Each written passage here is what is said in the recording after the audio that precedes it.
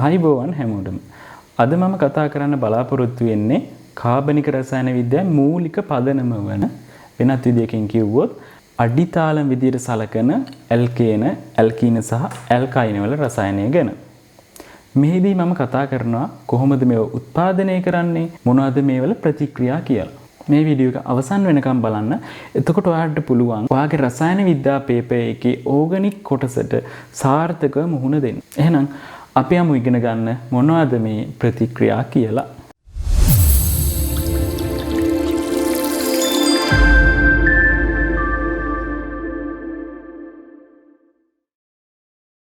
හරි, දැන් අපි ඇල්කේන වල ප්‍රතික්‍රියා සලකමු. මෙහිදී මම ඇල්කේන උත්පාදන ප්‍රතික්‍රියා සහ ඇල්කේන විසින් සිදු කරන ප්‍රතික්‍රියා ගැන කතා කරනවා. හරි, ඇල්කේන කියන්නේ ඔයාලා දන්නවා කාබන් අතර තනි බන්ධනයක් තියෙන හයිඩ්‍රෝකාබන. මේ ඇල්කේන වැඩිපුර ඔක්සිජන් එක රත් කරාට පස්සේදී අපිට ලැබෙනවා කාබන් ඩයොක්සයිඩ් සහ ජලය. හරි, බලන්න වැඩිපුර O2 එක රත් කිරීම කියන්නේ මොකද්ද? ඇත්තටම මෙතනදී කරන්නේ අපි දහනය කිරීමක්. මේ බලන්න මේකේ කාබන් සහ හයිඩ්‍රජන් තියෙනවා. ඇල්කේන වල තියෙන්නේ කාබන් සහ හයිඩ්‍රජන්. කාබන් පරිවර්තනය වෙනවා කාබන් ඩයොක්සයිඩ් විදියට, හයිඩ්‍රජන් පරිවර්තනය වෙනවා ජලය විදියට. මේ හයිඩ්‍රෝකාබනයක් ගත්ත නිසා මේ දෙක ලැබුණා. අපි හිතන්න මේක නයිට්‍රජන් තිබ්බා. නයිට්‍රජන් තිබ්බොත් අපිට NO2 NO වගේ ලැබෙනවා. ඒ වගේම සල්ෆර් තිබ්බොත් අපිට SO2 SO3 වගේ සංයෝග ලැබෙනවා. හරි, අපිට හයිඩ්‍රෝකාබන දහනය සඳහා පොදු සමීකරණයක් ලියන්න පුළුවන්. CXHY කාබන් ප්‍රමාණය දන්නේ නැහැ, මම X කියලා ගන්නවා. හයිඩ්‍රජන් Y කියලා ගන්නවා. වැඩිපුර O2 මම මුලින් ලියන්නේ නැහැ. ඊට පස්සේදී මේ කාබන් දහනය වුණාට පස්සේදී කාබන් ඩයොක්සයිඩ් හැදෙනවා. ඒ වගේම ජලය ලැබෙනවා. හරි, කාබන් වලින් X මවුල් නම් මෙතන X මවුල් කාබන් ඩයොක්සයිඩ් ලැබෙන්න ඕන. හරි, මෙතන හයිඩ්‍රජන් Y නම් මෙතන Y ලැබුණොත් හරියන්නේ නැහැ. හයිඩ්‍රජන් දෙකක් නිසා Y බෙදීම දෙකක් ලැබෙනවා. එහෙනම් මෙතෙන්ට එන්න ඕන X ධන Y බෙදීම 4යි. එතකොට මෙතන O2 වෙනවා X ධන Y බෙදීම 4ක්. හරි, මේ ලිව්වේ කාබනුයි හයිඩ්‍රජනුයි පමණක් තියෙනකොට මෙතන ඔක්සිජන් ආවොත්, නයිට්‍රජන් ආවොත්, එහෙම නැත්නම් සල්ෆර් ආවොත් මේ අනුපාතයන් ඒ විදිහටම වෙනස් වෙනවා. එතනදී කරන්න තියෙන්නේ මේ විදිහටම තර්කය දාලා හයිඩ්‍රෝකාබන් වල දහනයට අපිට සමීකරණයක් ලියාගෙන යන එක විතරයි. හරි, ඊට පස්සේදී මම ඇල්කේන විසරිත හිරුවෙලිය සමග ප්‍රතික්‍රියාව බලනවා ක්ලෝරීන් හමුවේ. මෙතනදී අපිට හම්බ වෙනවා ඇල්කේන ක්ලෝරිනීකරණය. මේක අපි යන්ත්‍රණ යටතේදී විශේෂයෙන්ම කතා කරනවා ෆ්‍රී රැඩිකල්. එහෙම නැත්නම් මුක්ත කණ්ඩක ප්‍රතික්‍රියාවක් තමයි මෙතන සිදු වෙන්නේ. හරි, ඊට පස්සේ ඇල්කේන හදන්න පුළුවන් ඇල්කිල් හේලයිඩ් වලට නිර්ජලීය සෝඩියම් දාලා. මේ ප්‍රතික්‍රියාවම විශේෂ කියලා දීලා තියෙන්නේ අනිත් ප්‍රතික්‍රියා වලින් හදන්න බැරි වුණොත් පමණක් මේක භාවිතා කරන්න. එතන H3O+ දීලා තියෙනවා. මේක දැක්ක ගමන් ඔයාලා දන්නව මොනවාද? ග්‍රීන් හાર્ඩ් වලට අපි H3O+ දැම්මට පස්සේ එහෙම නැත්නම් අම්ල ටිකක් දැම්මට පස්සේ අපිට ඇල්කේනයක් හදන්න පුළුවන්. ග්‍රීන් හાર્ඩ් කියන්නේ මොනවද? පොදු සූත්‍රය ගත්තොත් ඇල්කිල් මැග්නීසියම් හේලයිඩ්. මෙතන ඇල්කිල් කාණ්ඩය තියෙනවා, මැග්නීසියම් එක්ක බැඳිච්ච හේලයිඩයක් තියෙනවා. මේක ෆ්ලුවරින්, ක්ලෝරින්, බ්‍රෝමින්, අයඩින් වෙන්න පුළුවන්. මෙන්න මේ සංයෝගය ඕනම එකකට අපි H3O+ දැම්මට පස්සේදී අපිට ඇල්කේනයක් හදන්න පුළුවන්. හරි, ඊට පස්සේදී කාබොක්සිලික් අම්ල වල ලවණ ගත්තට පස්සේදී මේවට අපිට කැල්සියම් ඔක්සයිඩ්, සෝඩියම් හයිඩ්‍රොක්සයිඩ් දාලා රත් කරාට පස්සේදීත් අපිට ඇල්කේන ගන්න පුළුවන්. මෙම සංයෝගයට අපි කියන විශේෂ නමක් සෝඩා ලයිම් කියලා.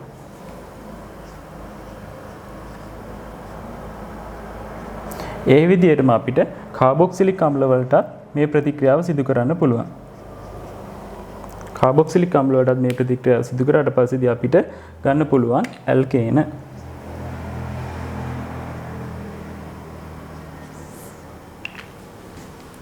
හරි, ඊට පස්සේ තියෙනවා නිකල් හයිඩ්‍රජන් දාලා රත් කරලා.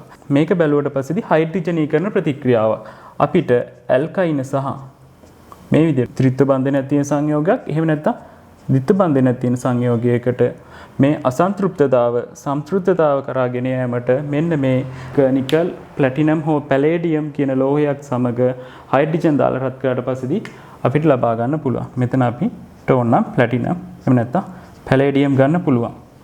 ඇයි මේ නිකල් ප්ලැටිනම් පැලේඩියම් දාන්නේ හයිඩ්‍රජන් එක? ඇයි නිකම් හයිඩ්‍රජන් දාන්න බැරි? ඒකට හේතුව තමයි මෙන්න මේ විදිහට. මේ D ගුණයේ ලෝහ ගත්තම මෙන්න මේවා හයිඩ්‍රජන් සමග මෙන්න මේ ලෝහ වලට හයිඩ්‍රජන් ඇබ්සෝප්ෂන් වෙනවා. ඒ කියන්නේ අධිශෝෂණය වෙනවා. මේ අධිශෝෂණය වුණාට පස්සේ මෙන්න මේ බන්ධනය දුර්වල වෙනවා. පහසුවෙන්ම කඩන්න පුළුවන්. ඒ විදිහට හයිඩ්‍රජන් අතර තියෙන බන්ධනය අපි කැඩුවට පස්සේදී පහසුවෙන්ම අසන්තෘප්ත කාබන් දෙකට අර හයිඩ්‍රජන් සම්බන්ධ කරන්න පුළුවන්. මේ හයිඩ්‍රජන් මෙන්න මේ කාණ්ඩ දෙකට එහෙම නැත්නම් මේ කාණ්ඩ දෙකට සම්බන්ධ කරලා පහසුවෙන්ම අපිට සන්තෘප්තතාවය කරා යන්න පුළුවන්. ඒකට තමයි අපි මෙන්න මේ වගේ ලෝහයක් භාවිතා කරන්නේ. හරි. මෙතන තියෙනවා සින්ක් සාන්ද්‍රාංශය සාන්ද්‍ර HCl. හරි. මේක භාවිතා කරන්නේ මොකටද? මේක භාවිතා කරන්න අපි ඔක්සිහරණයක් සිදු කරන්නේ. මොන ඔක්සිහරණයක්ද? ක්ලෙමන්සන් ඔක්සිහරණය සිදු කරන්නේ. හරි. අපි දන්නවා ක්ලෙමන්සන් ඔක්සිහරණය දාන්නේ මොනවටද? ඇල්ඩිහයිඩ් සහ කීටෝන සඳහා. කීටෝන වලටයි ඒ වගේම ඇල්ඩිහයිඩ් වලටත් අපි යොදන්න පුළුවන්. මේ රියැක්ෂන් එකට අපි කියනවා ක්ලෙමන්සන් ඔක්සිහරණය කියලා. හරි. දැන් අපි ඇල්කීන වල ප්‍රතික්‍රියා ගැන සලකා බලමු. මෙහිදීත් මම උත්පාදන ප්‍රතික්‍රියා සහ ඇල්කීන සිදු කරන ප්‍රතික්‍රියා ගැන කතා කරනවා. ඇල්කීන කියලා කියන්නේ කාබන් කාබන් අතර ද්විත්ව බන්ධන තියෙන සංයෝග. මේ ද්විත්ව බන්ධන තියෙන නිසා මෙතන අසන්තෘප්තතාවයක් තියෙනවා. ඒ නිසා මේකට අපිට ආකලනය කිරීම සිදු කරන්න පුළුවන්. මම මුලින්ම මේකට HX දානවා. HX කියන අම්ල දානවා. මෙතන අපි X කියලා කියන්නේ ඔයාලා දන්නවා ෆ්ලුවරින්, ක්ලෝරින්, බ්‍රෝමීන්, අයඩින්. F ගත්තට පස්සේ ඒක නම් දුබල ආම්ලයක්. අනිත් ඒවා සාපේක්ෂව ටිකක් ප්‍රබල අම්ල. හරි. මෙතනට අපි HX දැම්මට පස්සේදී මෙන්න මේ කාබන් වලට හයිඩ්‍රජන් සහ X ආකලනය වෙනවා. මේක ආකලනය වෙන්නේ මේ HX ආකලනය වෙන්නේ ඔයාලා දන්නවා මාකෝනිකෝෆ් නීතියට අනුව. මාකෝනිකෝෆ් නීතියේදී මොකද්ද වෙන්නේ?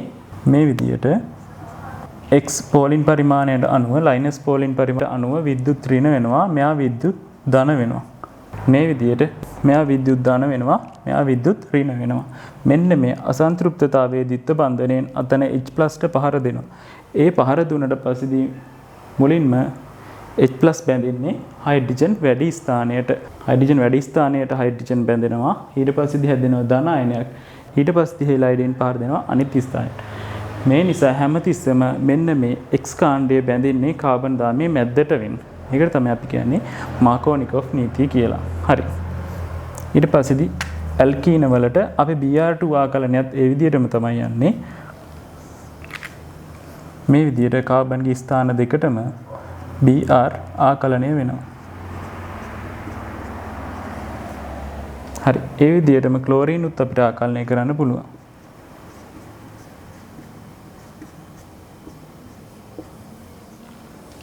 මෙතන හයිඩ්‍රජන් දාලා රත් කරලා තියෙනවා. ඒ වගේම නිකල්, ප්ලැටිනම් සහ පැලේඩියම් කියන ලෝහ තුනක් තියෙනවා. මේවා අපි දන්නවා භාවිතා කරන්නේ මොකටද?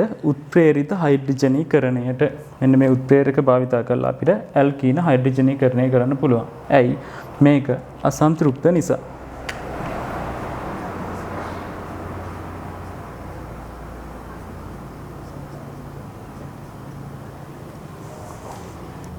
අපිට ඇල්කීන පුළුවන් වැඩිපුර O2 එක්ක රත් කරන්න. මෙහිදී වෙන්නේ මොකද්ද? දහනය වීමක් තමයි මෙහිදී සිදු වෙන්නේ. එතකොට මේ හයිඩ්‍රෝකාබනේ තියෙන කාබනොයි හයිඩ්‍රජනොයි ඒක නිසා අපිට ලැබෙන කාබන් වලින් කාබන් ඩයොක්සයිඩ්, ඒ වගේම හයිඩ්‍රජන් වලින් ලැබෙනවා අපිට ජලය.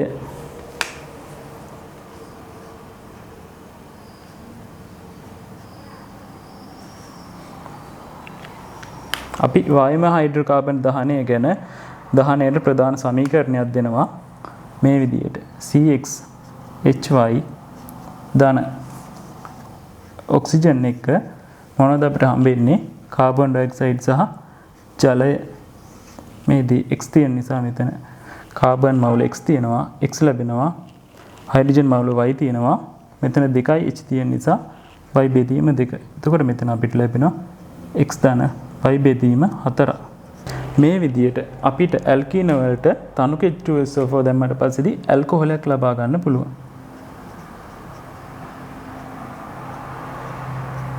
මේ ඇල්කොහොලය ලැබෙන්නේ අපිට කාබන් දාමයේ මැද්දට වන්නට. හරි. ඊට පස්සේදී බලන්න ඇල්කීනත් එක්ක සිසිල් තනුක ශාරීය KMnO4 දැම්මට පස්සේදී අපිට විශේෂිත සංයෝගයක් ලැබෙනවා. මෙන්න මේ කාබන් දෙකටම OH කාණ්ඩ දෙකක් අපිට බඳ ගන්න පුළුවන්. ඒ කියන්නේ සම්බන්ධ කරගන්න පුළුවන්. මෙන්න මේ විදිහට. ඒ වගේම ඇල්කීන වලට ආම්ලික KMnO4 දැම්මට පස්සේදී මෙන්න මේ ද්විත්ව බන්ධනේ මැදින් කැඩිලා ගිහිල්ලා කාබොක්සිලික් අම්ල දෙකක් අපිට ලැබෙනවා. දෙපැත්තට කාබොක්සිලික් අම්ල දෙකක් ලැබෙනවා.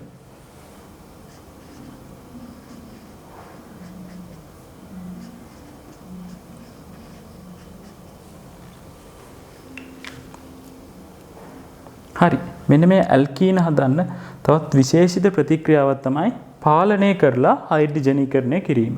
මෙන්න මේ ඇල්කයිනයක්, ඒ කියන්නේ ත්‍රිත්ව බන්ධනයක් තියෙන සංයෝගයක් පාලනය කරලා උත්ප්‍රේරිත හයිඩ්‍රජනීකරණය කරොත් අපිට පුළුවන් ඒක සම්පූර්ණම හයිඩ්‍රජන් සම්බන්ධ නොවි අපිට භාගයක් අර්ධ වශයෙන් පාලිත තත්ත්වයට යටතේදී හයිඩ්‍රජන් ආකලනය කරලා හයිඩ්‍රජන් දෙකක් විතරක් ආකලනය කළා ද්විත්ව බන්ධනය අපිට පවත්වා ගන්න පුළුවන්. ඒ සඳහා අපිට හයිඩ්‍රජන්, පැලේඩියම්, බේරියම් සල්ෆේට් සහ ක්විනොලින් භාවිතා කරන්න පුළුවන්.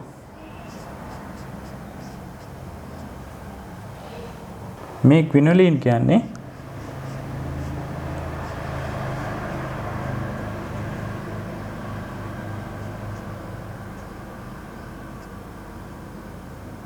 තරමක් දුබල භාෂ්මික ලක්ෂණ පෙන්වන සංයෝගයක්.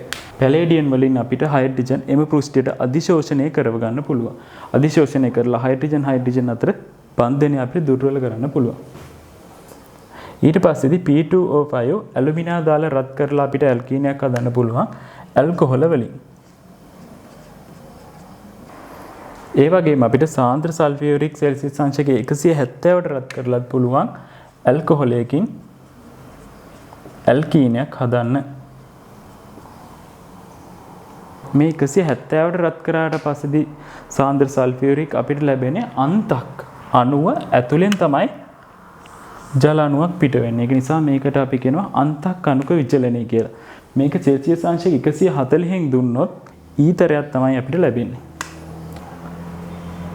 ඒක මම මෙතන සලකන්නා.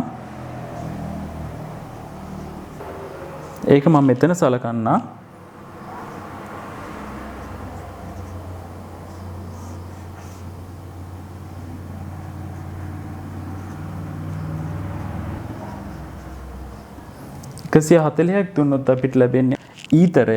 අතර මේක අපි සිලබස් එකේ කතා කරන්නේ. නමුත් මම සමහර අමතර විස්තර දෙනවා. ඒකට හේතුව රසායන විද්‍යාව පේපර් එකේ අකාබනික රසායන විද්‍යාව කියන කොටස අවුරුදු ගාණක් හදපු මහාචාර්ය SP දරණියගල සර් කිව්වේ තවදුරටත් අපි ළමයින්ගෙන් කට පාඩම් කිරීමෙන් එහා ගිහිල්ලා හිතන්න පුරුදු කරනවා කියලා. ඒක නිසා තමයි ඔයාලා දැක්කේ මොකද උනේ 2020 ස්ට්‍රක්චර් එකේ පළවෙනි ගානේ අමුතු ප්‍රශ්නයක් ආවා. ඒකෙදි මහාචාර්ය SP දරණියගල සර් බලාපොරොත්තු වෙන්නේ ළමයට හිතන්න පුළුවන්ද කියලා. ඒ නිසා සමහර අමතර වැඩිදුර කරුණුත් මම මෙහිදී සටහන් කරන්න බලාපොරොත්තු වෙනවා. හරි. අපිට ඇල්කීනයක් හදන්න පුළුවන්. මේ විදියට ඇල්කිල් හේලයිඩ් එකකට මධ්‍යසාරී KOH දාලා රත් කරලා.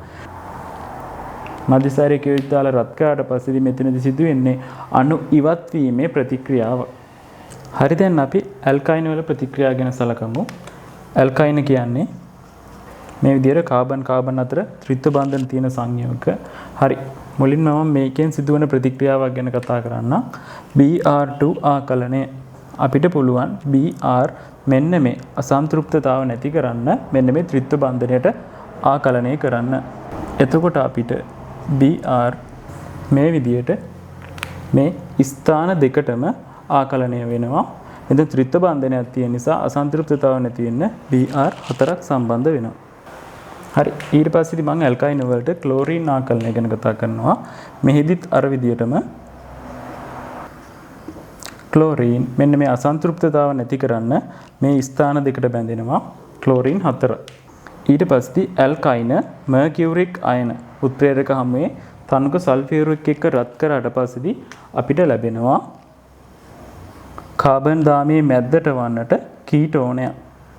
මේ කීටෝනය ලැබෙන්නේ අතරමැදියක් කරහා. ඒ අතරමැදිය තමයි ඊනෝලයක්. ඊන් කියලා කියන්නේ ද්විත්ව බන්ධනයක් තියෙන එකක්. ඕල් කියලා කියන්නේ OH කාණ්ඩයක් තියෙන එකක්. හරි බලමු. මෙන්න මේ විදිහට ඊනෝලයක් ලැබිලා ඊට පස්සේ තමයි අපිට මේ විදිහට කීටෝනය ලැබෙන්නේ. මෙන්න මේ ඊනෝලය අස්ථායී නිසා තමයි මේ විදිහට සැකසෙන්නේ කීටෝනයක් විදිහට. අපිට කීටෝන නැතුව ඇල්ඩිහයිඩ් ලැබෙන එකම එක අවස්ථාවයි තියෙන්නේ ඒ එතයින් වලදී පමණයි අපිට ඇල්ඩිහයිඩයක් ලැබෙන්නේ. එතයින් සැලකුවම මේ දෙපැත්තම හයිඩ්‍රජන් තියෙන්නේ. එතකොට මෙතෙන්ට කාබොනයිල් කාණ්ඩයක් ආවත් මෙතෙන්ට කාබොනයිල් කාණ්ඩයක් ආවත් ඇල්ඩිහයිඩයක් තමයි එතන ලැබෙන්නේ. ඊට පස්සේදී අපි ඇල්කයින් වලට HX ආකලනය කරමු. මේ X කියලා කියන්නේ ෆ්ලුවරින්, ක්ලෝරින්, බ්‍රෝමින්, අයඩින් ඕනම එකක්. ඒ සංයෝගය ආකලනය වුණාට පස්සේදී අපිට ලැබෙනවා මේ විදිහට ඇල්කිල් හේලයිඩ් ලබා ගන්න පුළුවන් අපිට. ඒ වගේම ඇල්කයින් කියන්නේ හයිඩ්‍රෝකාබන දාහනය කරාට පස්සේදී අපිට වැඩිපුර ඔක්සිජන් එක අපිට ලැබෙනවා. මේකේ තියෙන්නේ කාබනුයි හයිඩ්‍රජනුයි පමණයි. ඒ නිසා කාබන් වලින් අපිට ලැබෙනවා කාබන් ඩයොක්සයිඩ්, හයිඩ්‍රජන් වලින් අපිට ලැබෙනවා ජලය. ඉන්පසු අපි ඇල්කයින් නිකල් හයිඩ්‍රජන්. එතනදී අපිට නිකල් එනකොට නිකල්, ප්ලැටිනම්, පැලේඩියම් කියන ලෝහ තුනම ගන්න පුළුවන්. රත් කරාට පස්සේදී මෙතන හයිඩ්‍රජන් මේ අසන්තෘප්තතාව නැති කරලා මේ ස්ථාන දෙකටම බැඳෙනවා. මේ මොනවාද? මේ ඇල්කේන. අපි මෙතන ඇල්කයින් වල ප්‍රතික්‍රියා යටතේ කතා කරනවා. ඇල්කේන් උත්පාදන ප්‍රතික්‍රියා යටතේට මේක කතා කරනවා. හරි. ඊට පස්සේදී මේ ඇල්කයින් ආම්ලික KMnO4 හෝ ශාරීය KMnO4 යෙදුවට පස්සේදී කලින් නම් අපි ද්විත්ව බන්ධන වලට ශාරීය KMnO4 දැම්මට පස්සේ අපිට මොනවද ලැබුණේ? ද්විත්ව බන්ධනයේ කාබන් දෙකට ලැබුණා OH කාණ්ඩ දෙකක්. නමුත් මෙතනදී ආම්ලික දැම්මත් සිසිල් කළා තනුක කළා ශාරීය දැම්මත් අපිට ලැබෙන්නේ මෙන්න මෙතන ද්විත්ව බන්ධනය කැඩලා ගිහලා කාබොක්සිලික් ආම්ල දෙකක්ම තමයි. මෙන්න මේ කොපර් ඇමීන් සංකීර්ණය මේක අපි දාන්නේ විශේෂයෙන්ම ආම්ලික ඇල්කයින් සඳහා. ආම්ලික ඇල්කයින් හඳුනා ගන්න තමයි. ඒක නිසා මේක විශේෂයෙන් ලියන්න ඕන. ආම්ලික ඇල්කයින්. හරිද? ඒ වගේම තමයි මේකත් මේ ටොලරන්ස් රීජන්ට් එකක් දාන්නේ අපි ආම්ලික ඇල්කයින් සඳහා. ආම්ලික ඇල්කයින් හඳුනා ගැනීමේ ලාක්ෂණික ප්‍රතික්‍රියා දෙකක් තමයි මේ ප්‍රතික්‍රියා දෙක. හරි. ඊට පස්සේ අපි ඇල්කයින මේ කොපර් ඇමීන් සංයෝගයත් එක්ක ප්‍රතික්‍රියා කරනවා. මෙතනදී දැනගන්න ඕන මේ සංයෝගයත් එක්ක ප්‍රතික්‍රියා කරන්නේ ආම්ලික ඇල්කයින පමණයි. එහෙම නැත්නම් ත්‍රිත්ව බන්ධනයේ ඇල්කයින කාණ්ඩය අග්‍රස්තව පිහිටන්න ඕන. හරි. මේකත් එක්ක ප්‍රතික්‍රියා කරාට පස්සේදී අපිට ලැබෙනවා මෙන්න මේම සංයෝගයක්. අතන මේකෙන් අපිට අවක්ෂේපයක් ලැබෙනවා. මේක රතු දුඹුරු පැහැති. ඇත්තටම කියනවා මේක චොක්ලට් පැහැති සංයෝගයක් තමයි ලැබෙන්නේ. මෙතන තියෙනවා සිල්ව ඇමීන් සංයෝගය. මේක දන්නවා ඔයාලා මේකට විශේෂ නමක් තියෙනවා. මොකද්ද? ටොලරන්ස් රීජන්ට් එක.